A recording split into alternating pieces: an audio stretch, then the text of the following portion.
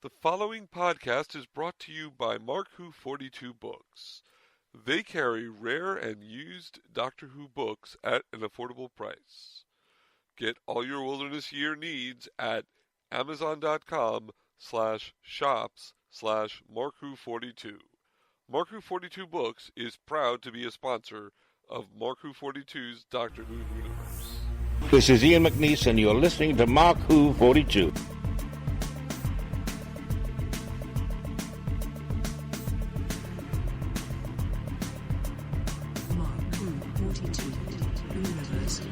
Welcome to Mark Who 42's Whoniverse, Doctor Who Whoniverse, that is. I'm your host, Mark Baumgarten, and with me, as always, are... Patricia Helm, Eduardo-m-freyre, and Christian Basel. Hey guys, welcome and Happy New Year to you, and you at home. Well, hey, when you deal with time travel, it can be Happy New Year every day. This is a great time to be a Whovian. Or is it? Because we don't have Doctor Who for a while. But we had a great holiday season with two specials, the Day of the Doctor and Time of the Doctor, and we haven't talked about Time of the Doctor, so that's what today's show is going to be about. But first, it is time for Time of the Doctor news with our Doctor Who correspondent, Patricia Helm.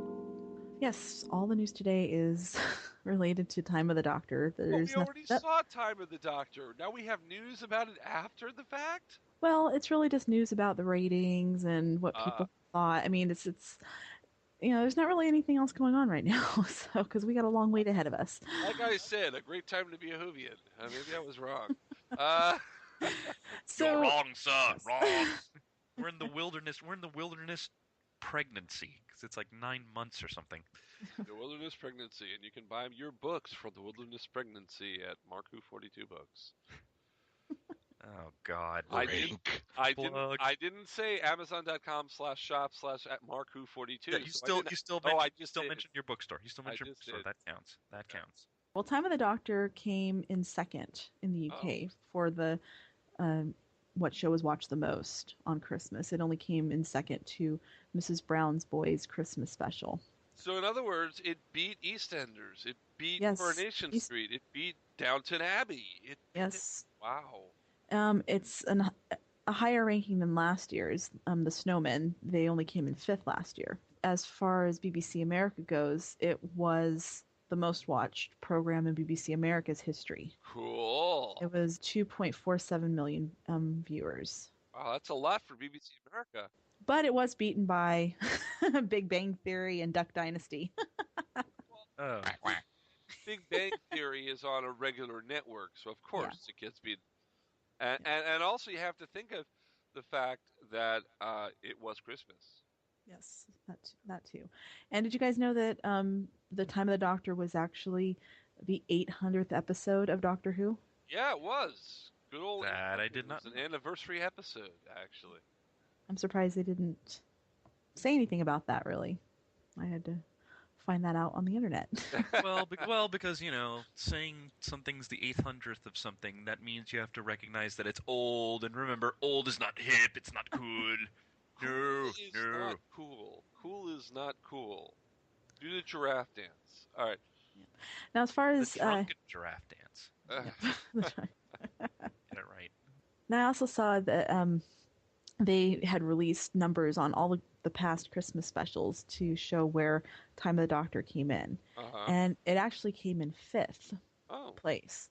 Number one was Voyage of the Damned. Yeah. With 13.31 million viewers. With Kylie Minogue. Oh, yeah. Oh, let's I know the guys like that, so I'm sure that's one of the main reasons. We can't get her out of our head. Yeah. All right, next. Boom, boom. Then was The Next Doctor. That was 13.1 million. Yeah, David Morrissey. Then followed by Christmas Carol from 2010. That had 12.11 million. Yeah.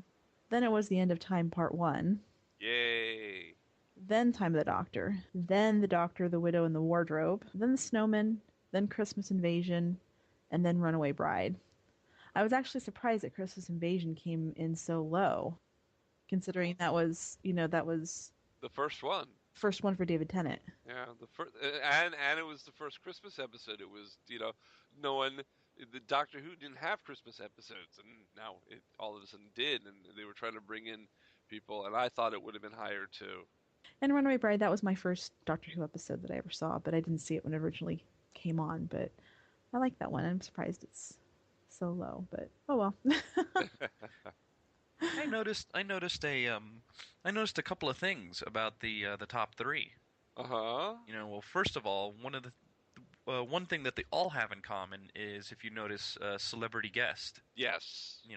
Voyage of the Damned had Kylie Minogue.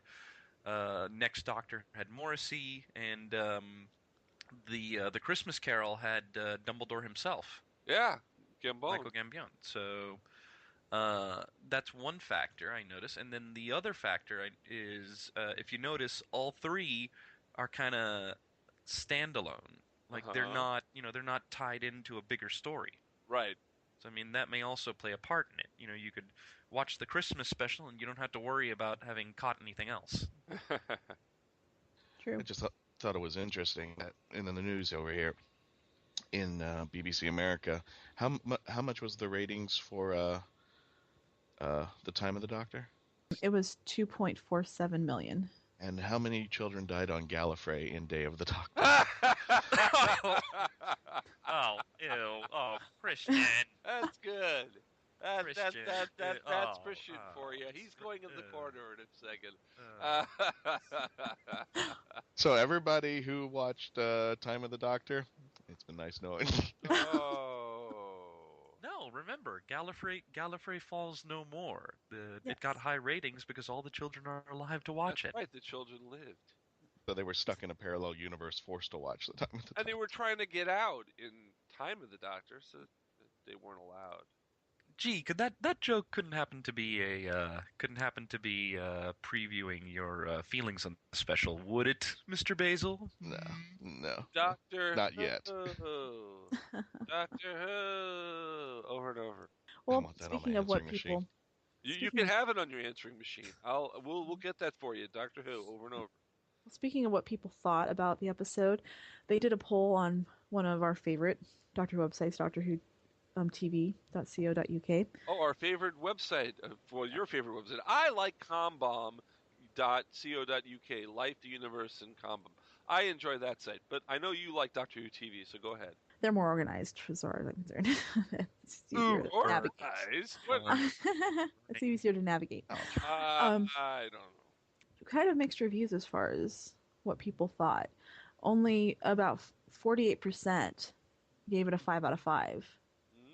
They said, thought that it was awesome, that it was a great episode. About 28.5% said it was 4 out of 5. It was very good, but not quite full marks. About 12% said it was pretty average. 6.5% said it was poor with some okay bits, and I would have been Randy. Yep. And Isn't that the story of Doctor Who? And 5% gave it a 1 out of 5. Said it was awful. Time for a new showrunner. Yeah. Ouch. And then they also did a poll where they had people rank the episodes from Series 7. And Time of the Doctor actually came in on the list out of 16 episodes, came in at number 14. Only above number 15 was The Power of Three, and number 16 was The Rings of Akatan. Oh, the onion rings of Akatan. And The Day of the Doctor actually came in first. Oh. Followed by The Name of the Doctor. And then, the rest of them are all in there. But, yeah, so I was actually surprised that it came in. Well, yeah, I guess we're going to get into what we all thought. Yeah, we'll get into that. And that's all the news I have for right now. Oh, that's all the news we have? That is all the news. I think it's just going to get redone. I think it's just going to, when we get into Peter Capaldi, we've got the name, the day, the time, and then he's going to start it off with the redundancy of the Doctor, the copyright over the Doctor. I mean, it's just going to keep going. Oh, yeah. That's what I cannot wait to see that episode, the copyright of the Doctor. That's going to be a fantastic episode. What do we think about the fact that the show's not coming back for another 8-9 months? I mean, they're just getting ready to start filming now. I think they start filming tomorrow. Yeah, that would be Monday, January 6th for those of you who are now past that date. Exactly, sorry. But I don't know. I mean, that's a really long time, especially if, Moffat said he wanted to draw new people in with the 50th. Right. It's like draw people in with one or two episodes and say, oh, sorry, and I have to wait 9 months. It makes me wonder how many of those new fans are going to come back. Maybe we'll get a bunch of minisodes throughout the year to keep us on. See, that's what I'm hoping for. Because he did say he was going to do more of them. Yeah, he didn't. I mean, he didn't say what they would be or when they would hit, but I'm hoping that he does have like one or two minisodes to kind of, as appetizers. Yeah. To, keep us satisfied until the show comes back proper. Like, hopefully, popping out a minisode a la the one that they had between Parting of Ways and Christmas Invasion, where you had, more on Rose meeting 10 for the first time. Right. Something like that. There was actually a friend of mine. I was at a picnic last Saturday. Oh. And I was talking to a friend of mine about the Christmas special. And a minisode that he would like to see is one that may involve Peter Capaldi's 13th Doctor. Right. And the events of Day of the Doctor from his point of view. Like maybe how did he get to Gallifrey to take part in the huge Doctor team up to move the planet, So, so I'm thinking the Easter invasion, the April Fool's invasion. Well, the April Fool's invasion, totally we could get away with. The Chinese New Year invasion, and every other holiday we can think of between now and August, September, October, November, whatever.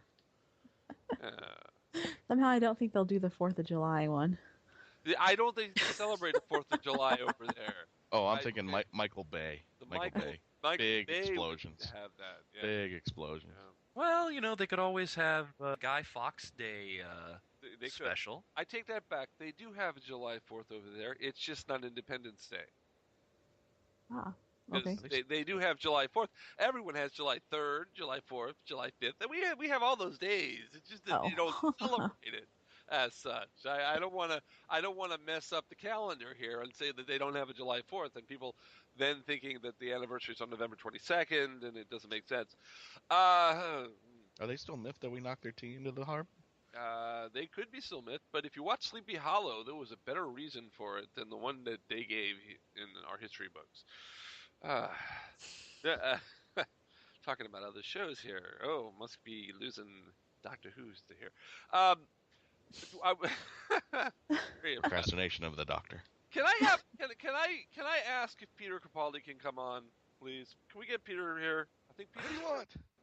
Peter! I don't like my kidneys. Look at this stuff, man. I don't like this color.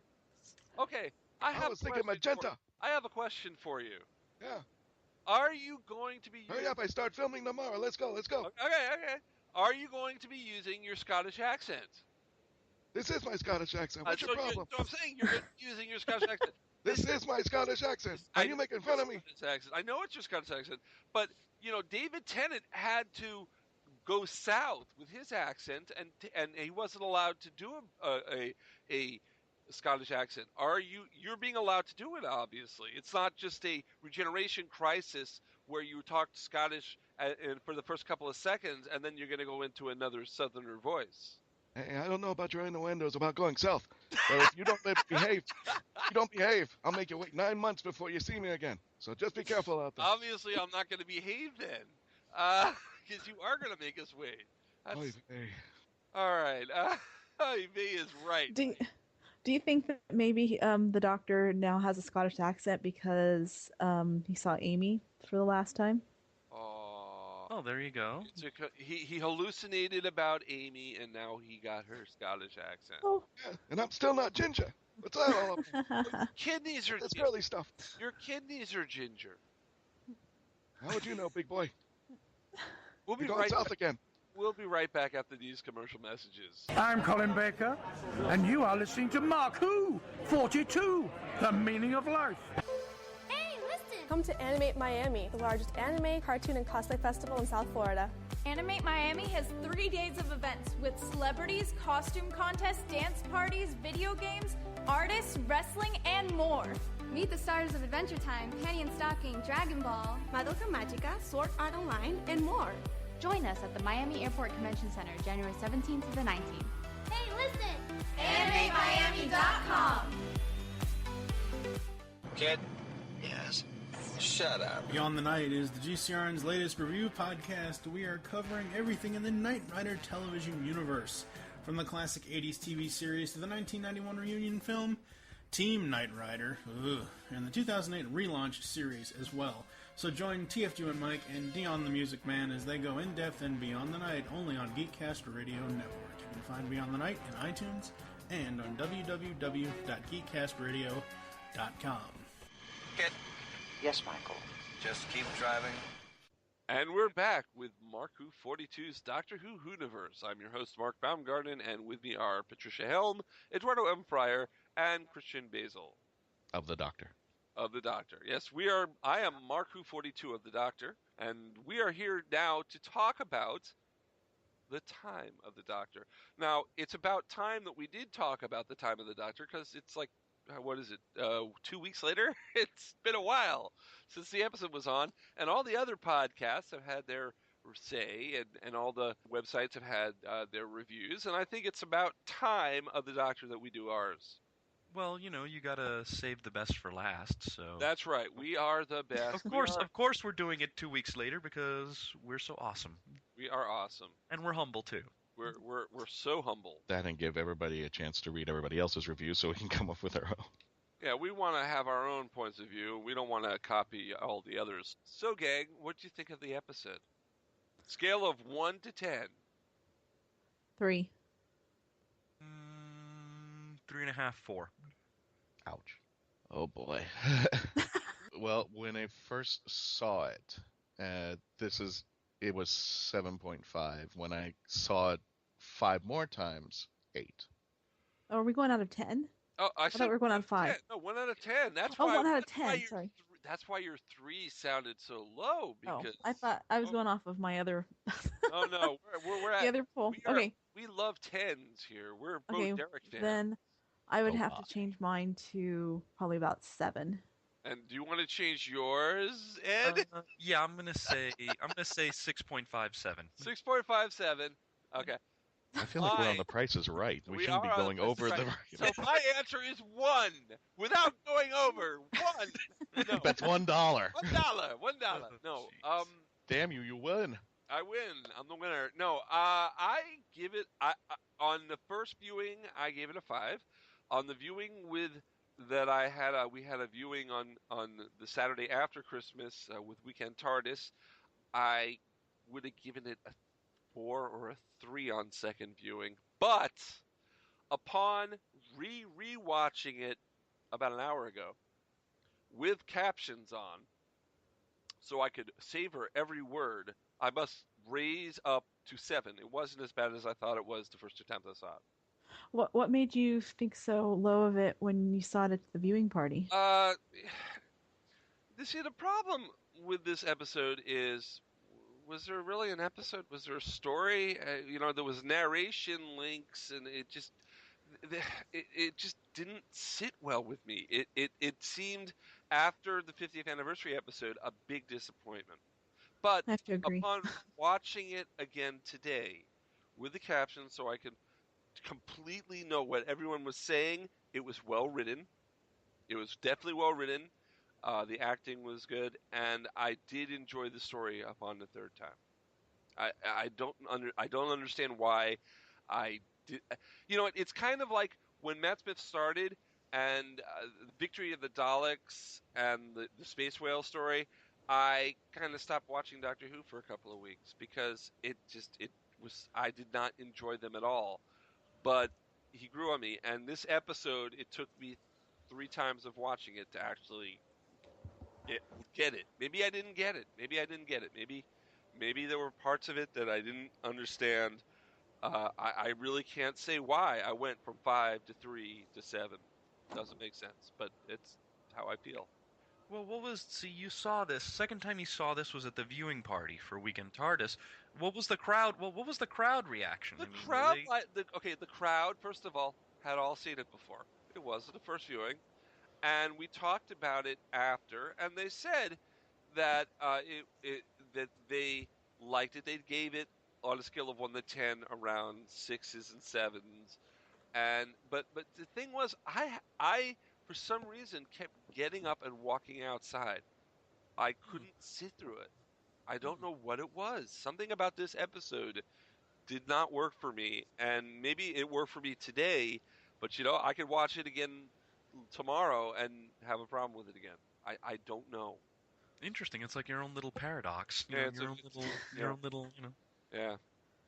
But I don't know. For me, I mean, I don't know. I can't. I've saw it like twice. Yeah. And each time it felt, especially like on the second viewing, Trish and I watched it together, in our what I like to call our show prep viewing. Watching it kind of reminded me of comics writer Brian Michael Bendis. Okay. Whenever he does big crossover events, right? The build-up is good. This is supposed to, Time of the Doctor was supposed to answer everything. We're supposed to, questions were supposed to be answered.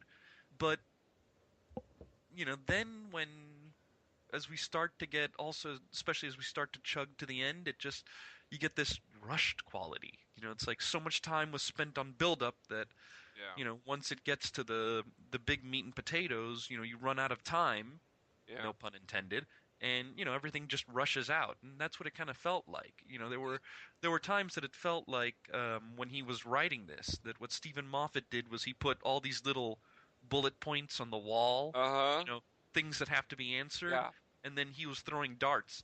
That's he's writing, and he's like, he's writing, and he's like, okay, what do we need to answer now? Yeah, see, we'll answer this. What do we need to answer? Okay, this is what's up with Madame Kavorian. Okay, this is why this happened. This is why it's called the silence. Yeah. See, I had that problem. He definitely said, that going into the episode, he said, "I'm going to answer all the questions I've been laying out." But it felt like he was just taking stuff and putting it there just because he did it before. The Weeping Angels. There was no reason for that Weeping Angel scene.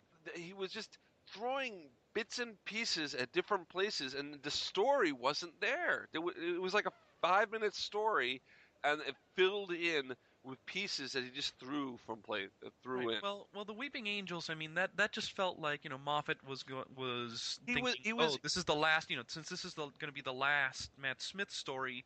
Let's do sort of a greatest hits, and since the Weeping Angels but we didn't need that. That wasn't something that you needed. You should have told a story with a plot that filled the time of an hour instead of a shorter story that just has things thrown in. And I'm sorry, people say, it should have been longer. Those narrated scenes, we shouldn't have had those narrated 700 years narrated in about a minute. That's not a story. Felt that's weird narration. To me. It felt weird to me that all that time would pass and just talking about it like that. It was just weird. And then one of the things Eddie said this the other day, and I saw someone else mention it in a review. Why didn't the Doctor take that town and put everybody in the TARDIS and move them? It's like, he could have done that. He could have done that instead of staying there for however many hundred, especially in a town especially in the town that only gets a couple minutes of light every day. Couldn't he have moved to a sunnier planet or something?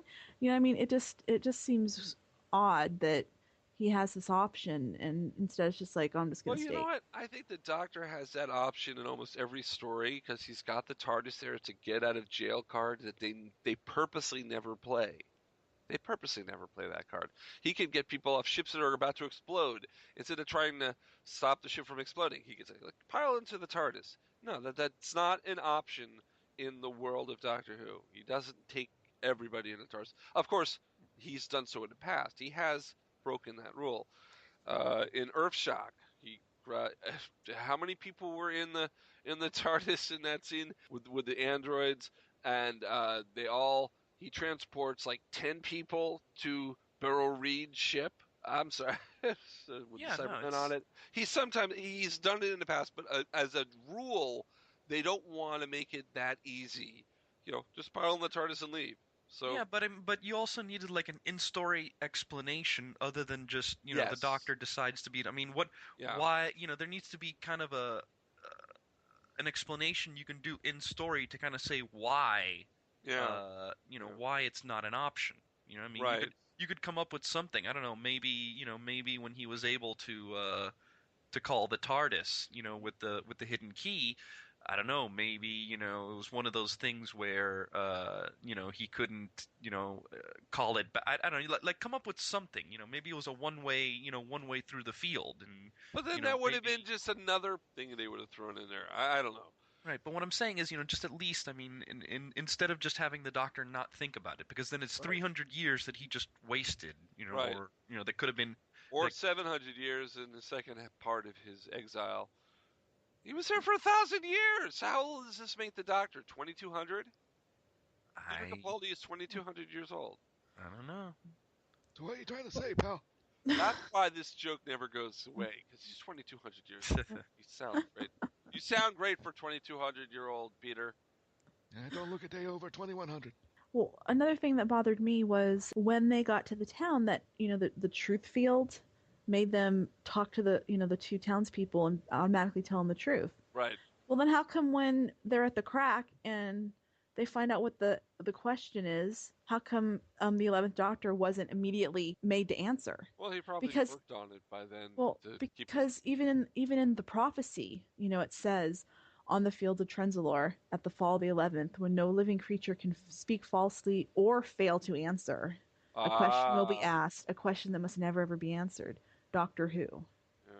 So, I mean, that totally disregards the entire point of the truth field and the prophecy. And then also when he says that he is actually the 13th, so, I mean, the fall of the 11th, that doesn't make sense either. Well, I guess that if you want like an explanation for the phrase "fall of the 11th," it could be that remember Captain Grumpy. I love that nickname. That he didn't call himself the Doctor, and that they also don't count hand clone Doctor. So hand clone 10. So essentially it's the 11th person to call himself the Doctor. I mean, if we're talking about this truth field, why when they ask Clara what her name is, does she say bubbly personality masking bossy control freak? I'm pretty sure that's not Clara's name. No, but I think that's what she is. But that's not her name. In that particular case, well, I think it was kind of explained that in that particular case they had just entered the town of Christmas. So the field had first taken effect, and they were just blurting out any hidden things that they were but that they they had. specifically asked her name, and if you can't refuse an answer, she should at some point said Clara. Stuff like that just didn't make sense. Drove me crazy. Yeah. Maybe that's her real name. Bubbly personality masking bossy control freak. Yeah. Maybe that's her name instead of the Doctor. That's how It's on the birth certificate. I can check. You should. Geez, her parents must have not liked her very much. That's not ever going to fit on a name tag. Okay. Now I'm almost afraid to bring this point up because of Christian, but what about this nudity in Doctor Who? The Doctor was naked. We don't even know when he actually put clothes on because he had. We do. No, we do. When did he put actual clothes on? After they return to the TARDIS, when he pulls the key out from under his wig. Right. And then they take the TARDIS and go back to Christmas. Right. And when they come out, Clara goes, "Oh, it's nice to be in real clothes again. Isn't it nice?" So that's weird. I just watched all the words on the bottom of the screen while I was watching the episode a minute ago, and I didn't see that part. Okay, so we do know. Yeah, whoever did the closed captioning then missed out on that. But yeah, when they get back to, in fact, if you notice, Clara's outfit is different on the when they first visit the papal mainframe, and then she switches back to what she was originally wearing when she called the Doctor. And she does say, yeah, it's good to have clothes again. Okay. Naked. Yeah, Eddie, weren't you saying that you noticed that when she has the hologrammed clothes on, that her body language, it kind of looks like she's trying to cover herself? Yeah. Yeah, when they first it made her feel naked. Yeah, when they first talked to Tasha Lem, she does look like she's trying to kind of cover herself up. Here's another question about the nudity. You have to be nude at this church on the People mainframe. Then why are there all those army people? Why are all the confessionals? Why are they all wearing clothes if you have to be naked on the? It doesn't make Maybe sense. it's just the people that are coming to confess. Yeah, maybe it's just the parishioners. I love that line. Your nudity is appreciated. Yeah. Yeah. That totally sounds like something Christian would say. See Tasha Lem nude. Why wasn't Tasha Lem nude? She's perfect for her bed, altar, whatever it was. Yeah. I think in the case of Tasha Lem and the army people and the silent, it's one of those things where it's the parishioners, it's the people coming to confess. They have to be nude while the militant nuns and everybody else gets to keep their clothing. That's not fair. That's not fair Your at nudity all. is appreciated. Oh my. This is why I said I wasn't sure we should bring it up. Yeah, no, I was telling Trish, I haven't investigated this yet. I'm afraid to, but the minute that we saw that whole thing with the nudity and stuff, and the fact that we did have nude Doctor, but we didn't see nude Clara, I'm like, I wonder how long it will take for people on the internet to try to fix that, quote unquote. Well, if you go to doctorwho.xxx, you can see. No, you know what? I don't even know. There might be a site. Like, there. I'm really afraid. I'm really afraid to go on Google and type that in. I'm googling doctorwho.xxx in my URL browser, and I go there every day. I'm so afraid to go on Google and type in naked Clara Oswald and see what comes up. All right, you've asked me to do it. I'm doing it. Been there, done that. Carrie, it's such a sacrifice for you. Such a sacrifice. Oh, Clara, Oswald, naked? Should be naked or nude? Which word should it be? I think naked, well, first naked Clara Oswald. Naked. That's what you. The Sexy Adventures of Oswin Oswald, Chapter 6, Mistress, a Doctor. Ooh, someone wrote fan fiction about this. Of course they did. Your recording door is locked, right, Mark? That. Oh, I'm closing this browser now. The door to your the door to your little home studio is locked, right? The family's not home. Oh my God! I actually read an article where the author suggested people write fan fiction as a way to handle the 9-month period that we have until the next Doctor Who. I don't think he was talking about that. Oh Lord. Yeah, but this is the internet. People are going to do that anyway. The internet was created for porn, wasn't it? I mean, we're doing a podcast on it. We're like a secondary reason for the internet, but the first reason for the internet is porn, isn't it? Just remember Al Gore invented the internet for porn. He ran out of money for magazines and he wanted it, so he Mark the internet in his pants. Stop it, Jeff. God, and the explicit tag comes on, but Okay. Mark, just remember, Mark, remember that life lesson that was taught to us by the TV show Scrubs? If you take away the porn from the internet, there will only be one website left, and it will be called "Please Bring Back the Porn." Yes. That's my Facebook site. Oh my God! Yeah. I cannot believe what I just saw when I Googled. Oh, that's. Google images. No, and it was. No, there's no way. There's no way that statement could come out wrong. There's no way it could come out wrong. You can't Google wrong. Not at all. You cannot Google wrong. This is our best episode ever. Oh my! It's sometimes very difficult to be the only girl on here. Your nudity is appreciated. Hey! No talking about my girlfriend's nudity. Don't make me come over there. Don't make me come over there to Orlando, Christian. Who said I was talking about her? Oh! Let's get back. I know this episode wasn't that good, but we should talk about it some more because that is the reason that people are tuning into us this week, I hope. One of the things that people are arguing about is the fact that the Doctor did not die on Trenzalore. So how did Clara jump into his time stream, and how did all that stuff happen? Did it totally invalidate Series 7?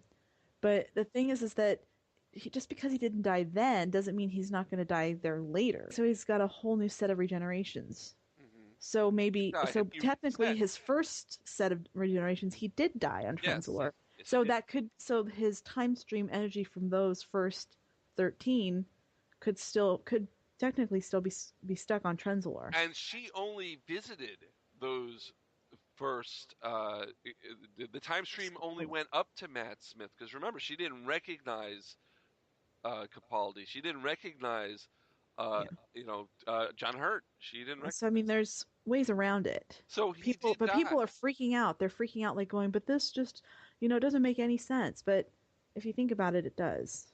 Yeah. It just. There's nothing. I mean, the Dr. Mach 1 died on Trenzalore. Yeah, Dr. exactly. Mach 2 was born in the TARDIS. He was in a reset. The old body died on Trenzalore. When he was back in the TARDIS, he was young again. It was his reset for the new regeneration. See, and we plus, just solved it. We should get credit for that. We've solved that riddle. There you go. Plus, I mean, it's like, and again, that's the other thing. Just because he didn't die on Trenzalore now doesn't mean he can't die later. Right. I mean, we know he dies on Trenzalore, but who's to say that thousands of years from now, when he's actually ready to, when he's out of regenerations again, that he doesn't just decide, okay, I'm done, and dies like a peaceful death on Trenzalore. A peaceful death in Christmas. Google it. Stop. So how did you like the whole story with explaining who the Silents were? Well, I thought it was cool. Yeah, I definitely would want to forget the fact that I've just told someone that I killed someone. Please forgive me. And then, I never said that. Good, thank God. Well, no. It's the that silent. was ironic, by the way, when I was thank God at the end. Yeah, how the silent worked. That's kind of cool, and I can see where, in the context of the space church, how it all works. The change to the Church of the Silence, right, and the whole silence will fall. That once we found out the deal behind the crack and that the Time Lords were there, that made sense. If I have any problems with Tasha Lem's character, it's the fact that they now at the end they bring in a new character, which I see that the internet has exploded with theories of, oh, is it River? Oh, is it so-and-so? Is it so-and-so? And it's like, we're here about answering questions, not creating a boatload of new ones. But yeah, what I did like about her character is that she really wasn't a villain.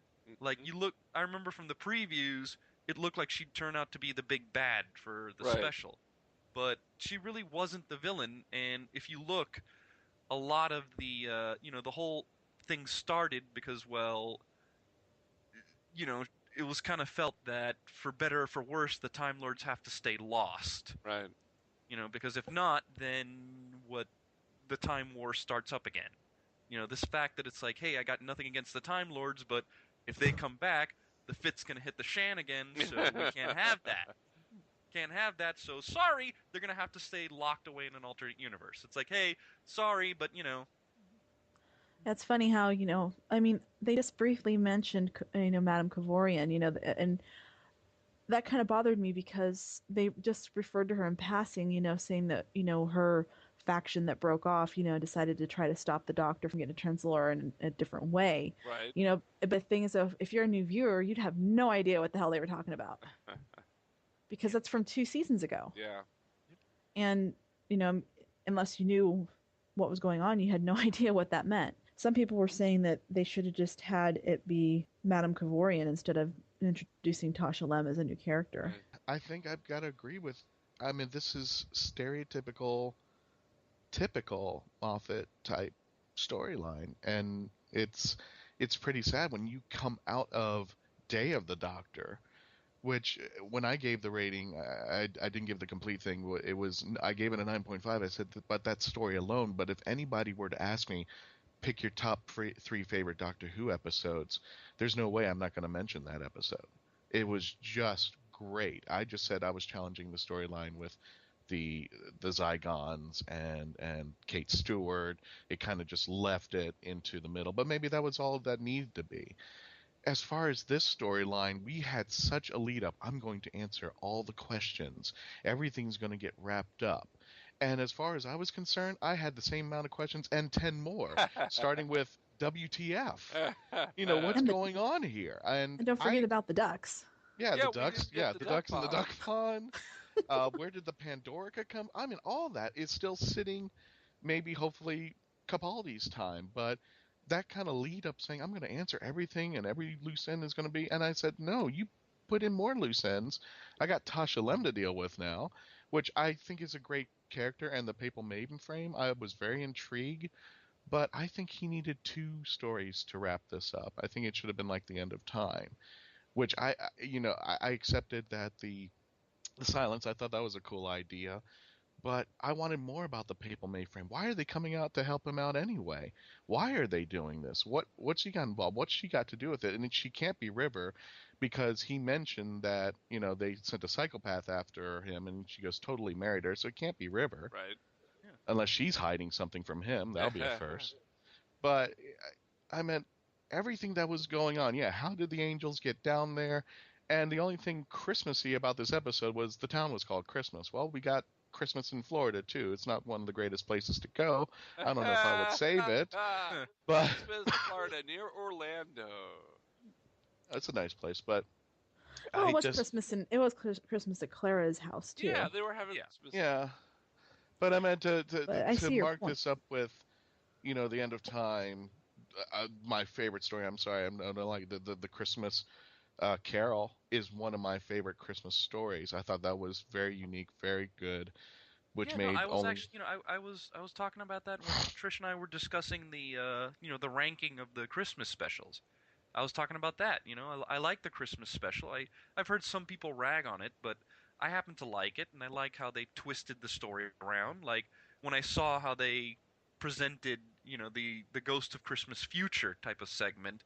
I was like, wow, that's a great twist. Yeah. I thought that was a great twist too. I know people will get anal and go, okay, well, if he's seen his future, then he can change it in his past and have that problem. I'm like, just accept it for what it is. I'm not going to give Moffat that one.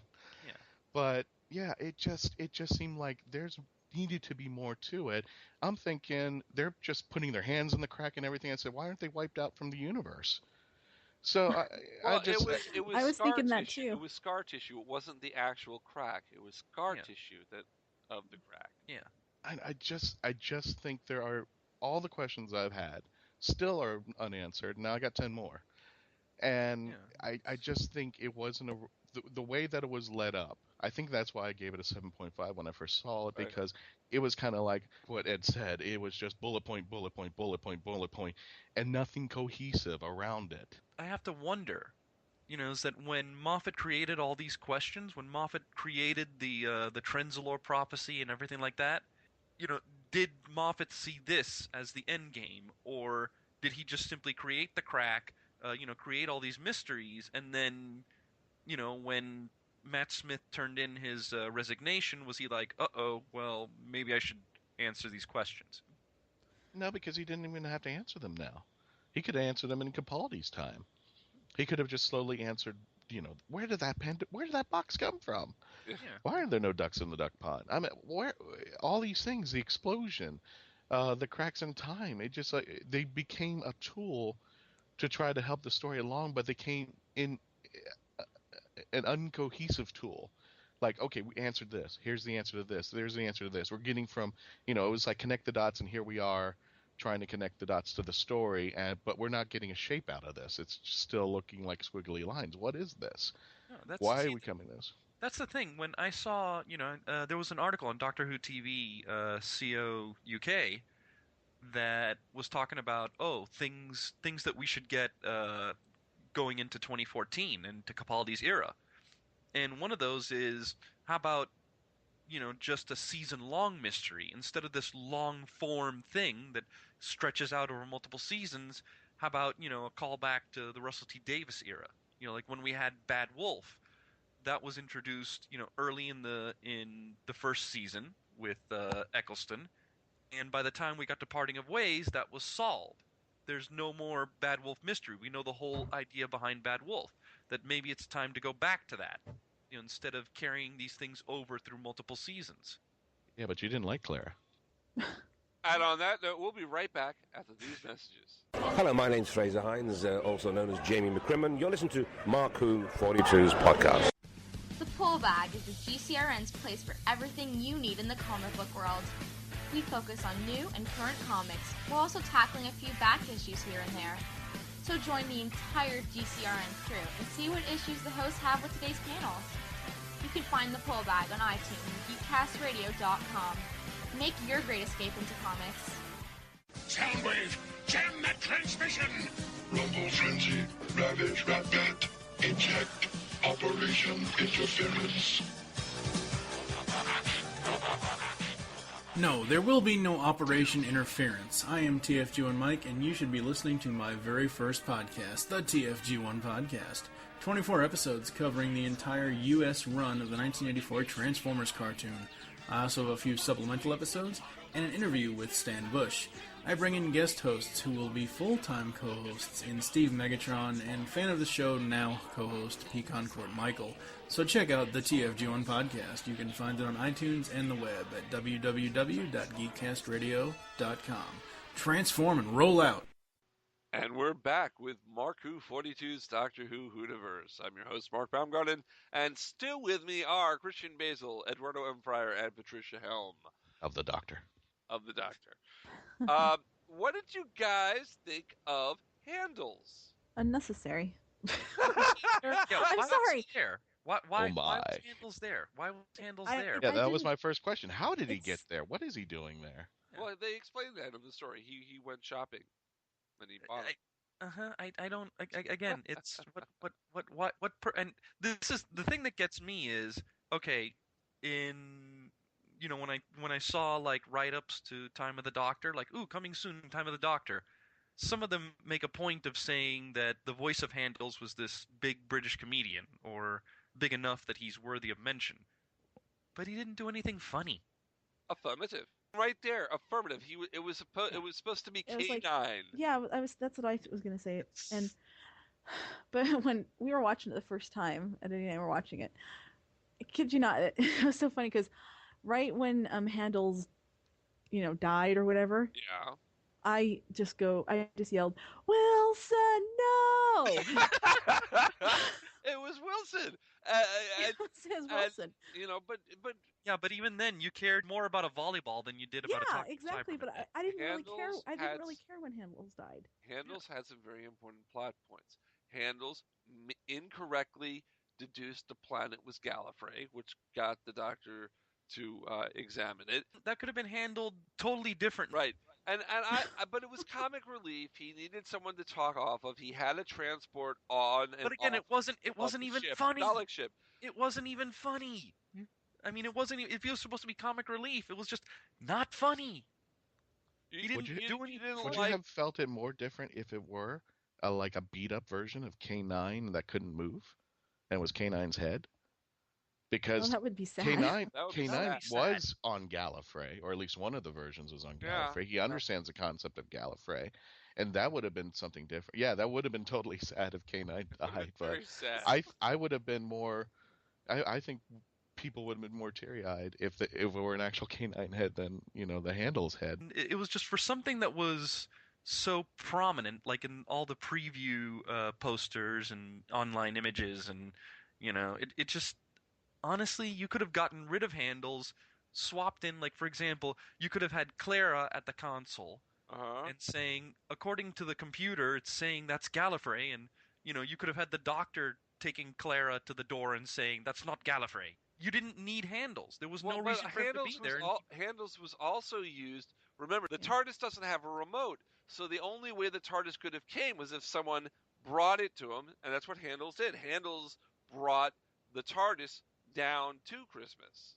Yeah, it's again. There were little things he did that were integral to what little story there was. I just think they could have probably come up with another solution that didn't need a talking Cyberman head. It just see the posters. No, different because I think Handles would have worked if something, remember, because the Doctor can't travel by himself. Exactly. And if there was something where Clara was away for like 300 years, then I can see where Handel's coming. I think maybe Handel should have came in later. When he's tinkering around, he could have taken the Cyberman head off of one of his victories and then done that. See, that's where I thought. That's where I thought. But that's where I thought the head came from. When you look at the poster, the way he's holding it, and it looks obvious it's been ripped off from a Cyberman. I assumed we were going to see that actually happen.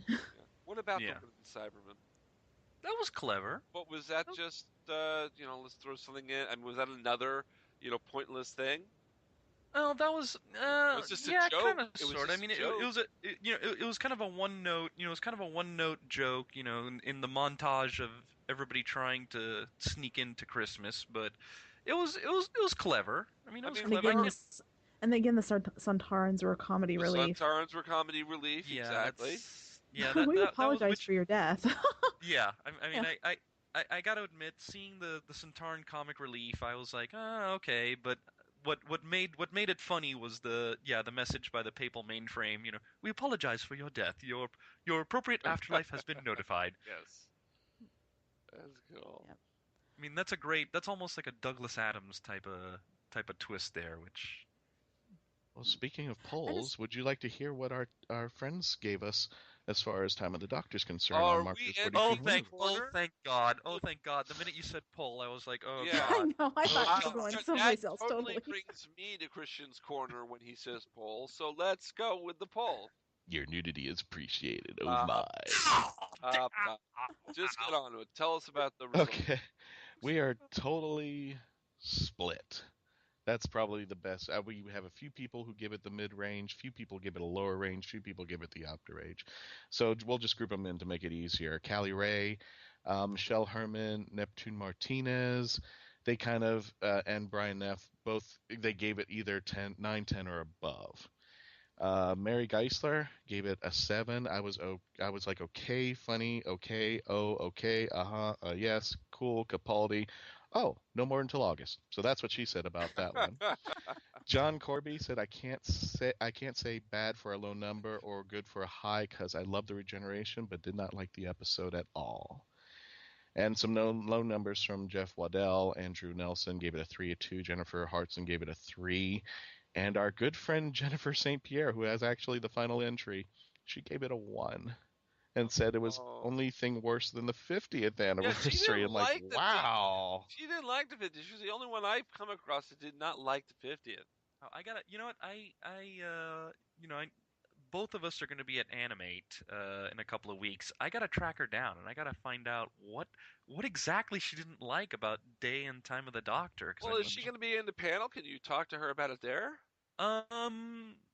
I'm trying to nail her down for the panel. Cool. So if I can get her to do it, I will put her on the spot. I'll be like, hey, you didn't like either. What's up with that? She'll have like her own little thing in the panel where she'll have to explain. Yeah, she'll be on the hot seat. She'll be on the hot seat. So but we'll see. We'll see. We'll see. I got to get her there first. So. Yeah. Let me put a cut in here. Maybe we should do an episode where we have a pro and a con on Time of the Doctor. Well, I already found someone on Day of the Doctor. I found someone who did not like Day of the Doctor at all, and I was going to bring him on the show.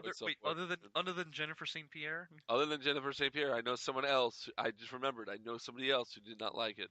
You sure it's not Jennifer St. Pierre regenerated? Well, if there's cross-gender regeneration, yeah, maybe it is. They did say Time Lords can switch genders. They did.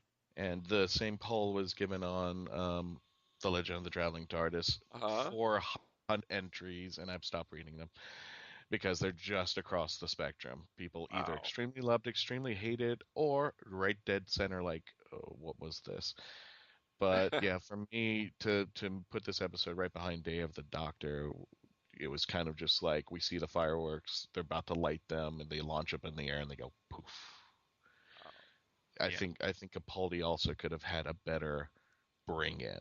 I was disappointed that he wasn't on for a longer time. I've been talking for the last couple of months that I thought Peter would have an integral role in the episode, that he'd have something to do with it, and in the end, he didn't. It was just a normal regeneration. Yeah, that's what I was expecting. I mean, that's what I figured. It was going to be, that what we were going to get out of Capaldi for this episode was, the regeneration and then a little stinger to end, the episode on until new episodes come on. I mean, it's what I figured.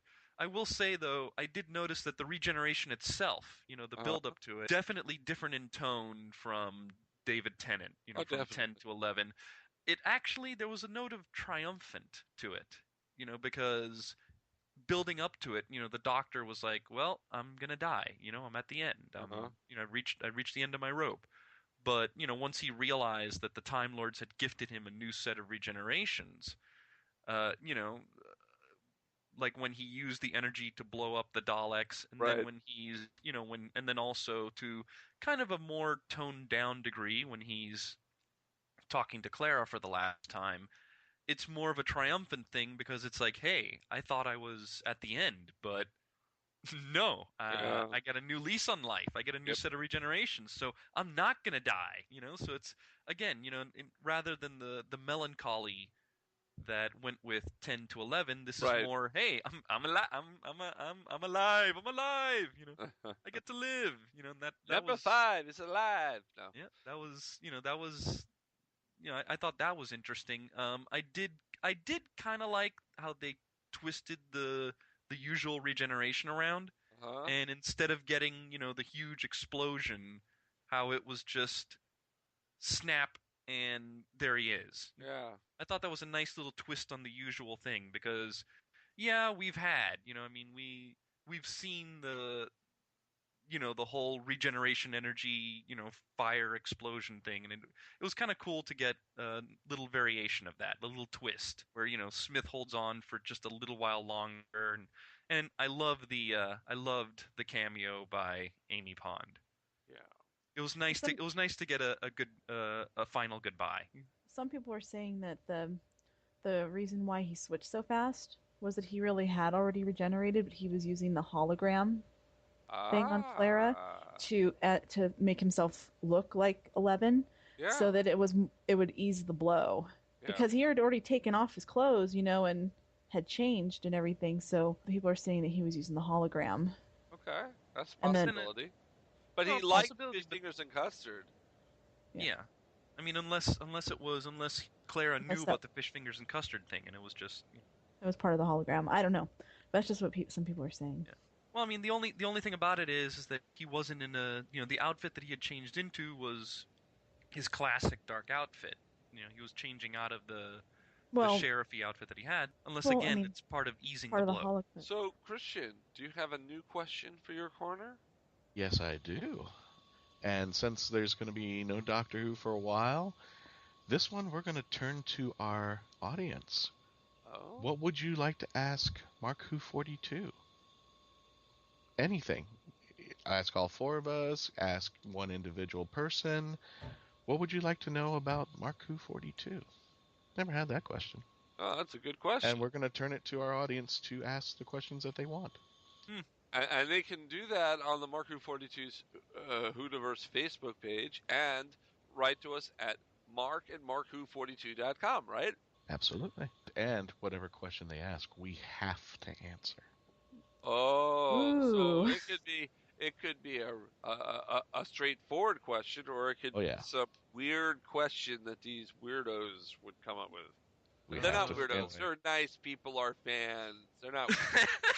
Don't call them weird, Mark. This is the internet. This is the internet, Mark. So most we may interesting have weird people we have. Oh yeah. This is the internet, Mark. So we may have a couple of weirdos out there. I mean, it's just par for the course. I'm up to answering any question given. I'm up. But hey, I actually got a question for everybody here. Oh. Quickly, I mean, we haven't had a chance to broke this. Anybody get anything Whovian for Christmas? No, I didn't. I didn't get any Christmas presents. Oh my. Well, or Hanukkah presents. I didn't get any presents this year. I told you that in the last episode. I don't know. I'm actually foreshadowing this one because this is going to have an interest in July for our fans who want to come out and see us. I got the 5 doctors. Ooh, you got the 5 doctors. I've got the 5 doctors. I wonder how this is going to interplay in July at our Florida SuperCon. I know, but I'm not telling. I did end up having a bit of a Whovian Christmas. Oh, good. I got Day of the Doctor on DVD. Yeah. I got 2 of the books from the 50th anniversary collection. Oh, cool. The 3rd Doctor's book and the 11th Doctor's book. I got The Forgotten on trade paperback. Right. And then I think the best gift was what Trish got me for Christmas. Of course it was. I now have the 4th Doctor's hat. She bought me the 4th Doctor's saw hat. that on the picture of you looking at you right now. I'm seeing you wearing that hat. Yeah, and then I got a T-shirt which the pattern is the 4th Doctor's shirt and the scarf. So that's a lovely present. Yeah, that was a great present, and I did actually. She did get a little something. Technically, she got a little something Who based for Christmas. When I was over in Reno, we visited a comic shop. She bought some Doctor Who postcards for herself, and they accidentally stayed in the bag with the stuff I bought. So I ended up bringing them back to Miami by accident, and I sent them back to her with her actual Christmas gift. So. To wrap this up, the only last thing to talk about is that The Time of the Doctor is going to be released on DVD and Blu-ray on March 4th, 2014. March 4th? Yeah. So it's a little bit of a wait. And actually right now, if you go onto Amazon, you can pre-order it, and it's on sale for $14.98. Wow. That's for the Blu-ray.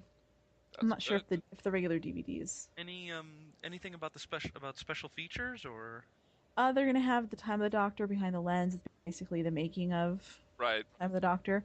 And then they're going to have the special, The Farewell to Matt Smith, that came on before Time of the Doctor. Oh, the one that I couldn't watch because I don't have BBC America. How was that, by the way? It was all right.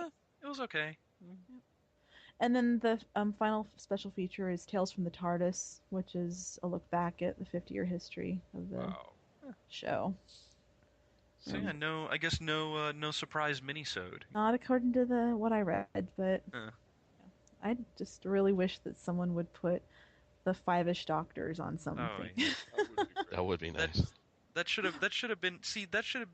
Even though I don't have a Blu-ray player, that should have been in at least the Blu-ray version of Day of the Doctor. I mean, that's because every time I go on YouTube, the only thing I can find is like the 1-minute preview, and I'm like, no, where's the whole special itself? It was funny. Okay, but your nudity is appreciated. Yeah.